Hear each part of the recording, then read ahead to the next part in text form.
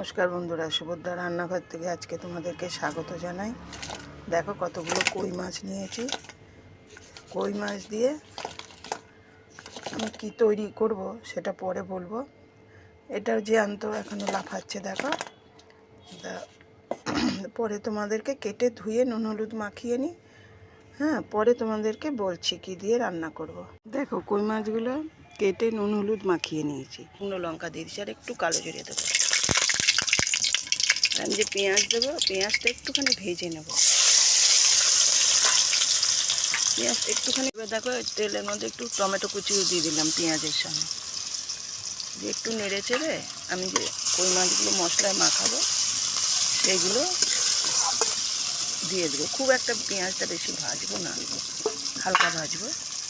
কই মাছটা দিয়ে মাখবো, তার মধ্যে দেখো কাঁচা লঙ্কা বাটা, হলুদ আর একটুখানি সর্ষে বাটা দিয়েছি। সর্ষে বাটা দিয়েছি। এবার এটাকে আমি মেখে নেব, দিয়ে আমি মেখে কড়াইয়ে দিয়ে দেবো। দেখো আমার এটা মাখা হয়ে গেছে। আমি এবার কড়াইয়ে দিয়ে দিই। কড়াইয়ে দিয়ে এটা ভাজবো না, এক পিঠ উল্টাবো। এবার জল দিয়ে দেবো, অল্প জল দিয়ে দেবো।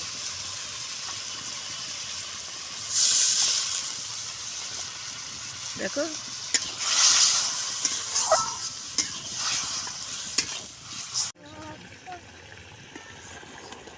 দেখো আমার কই মাছের তেল ঝাল হয়ে গেছে।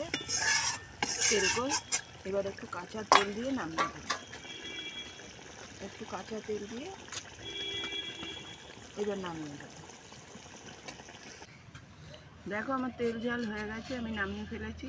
তোমরা যেভাবে খেয়ে দেখবে, কেমন লাগে আমায় জানাবে কিন্তু।